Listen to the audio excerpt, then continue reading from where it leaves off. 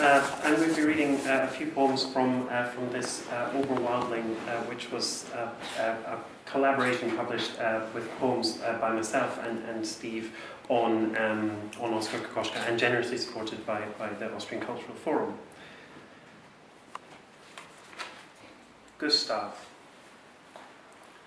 Breath is a beep when you were meant to vibrate. A dead tongue dry in a toddler's hackneyed contort mouth. The child, the only one in the room, not wailing and shaking. Cheeks puffed out like so many Steiermark tree fellers after a hard day felling bulky great trunks or plucking wee Trimondon saplings with barely a muddy thumb. The hearse as big as a door frame, the hearse as big as a door frame when a picture frame would suffice.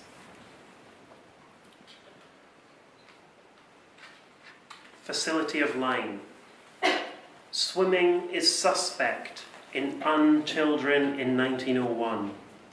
Men and women shimmering like so much moss or fern drift by in an aimless trance, seduced by a facility of line. Faculty paintings gone up, come down. Worries about pornography, the litter of the past. Medical research, a viscous ovoid, a skeletal tusk, a psychosexual sea monster, and the lethal unembrace of an octopus in a kind of a drift-by shimmy past goldfish shooting on the way swimming. Saint Veronica with the Sudarium. The rain sheeted down.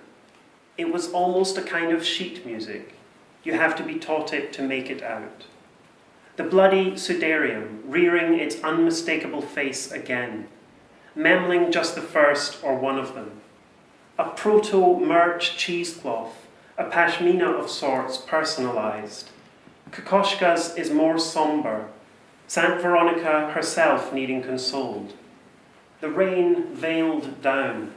It was almost a kind of whale music. You have to be taught it to make it out. Adele Astaire. Who barks loudest? A stage door. Serio-comic, post-pan eyelets on the depth perception practicing dog. The doll's fingers that have been trapped in a door won't swell but smash.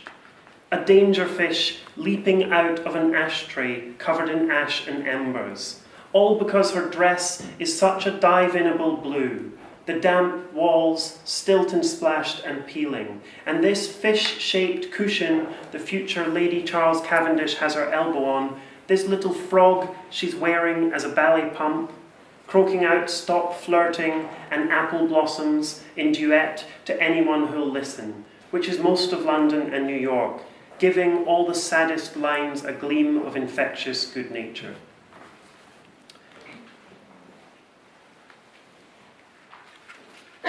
Olda Palkowska. All emotions impounded, like a heap of Entartete Kunst, numbers 420 to 458. Sadness and weariness and sickness and horror, not always such barriers to tender feelings.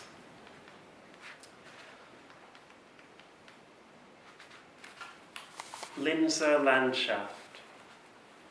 Hush, lest the Linzer reality becomes a reality. The city purring like an ice skate. Snow and paint up a hillock. Big Fenningberg view, so bland and human and hurt. Interspersed by dot, brushstroke, dot, dot, brushstroke, dot. Half by myself, half by car, the wind caught flailing, wild colour blocks caught frozen and toned down. Pre-war animals hulking around, and this river-like muff with a steamboat pattern to cover all 10 fingers, and paper shaking like a glider piloted by nerves. And just two more short ones. This one's called Jrani. and it begins with a little quotation from Oskar Kokoschka. I am neither a romantic nor a psychopath. My bathing teeth chatter like a dog who just smelled a cat's bottom.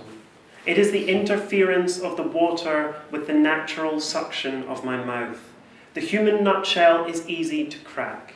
Patience and a fist and a tolerance for pain and a penchant for saltwater hot tubs in aquamarine.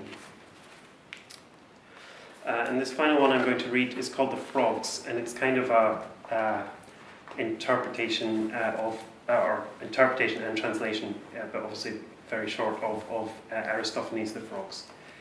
No, I don't think so. Increase the volume up a notch. Shout if you need anything. We'll be outside in the sun with some mad tunes springing, sweeping, singing through town. So many roundabouts, so little time. So it's just about to rain, and we dive in the paddling pool, still singing, even got the music playing, which bubbles as it sinks.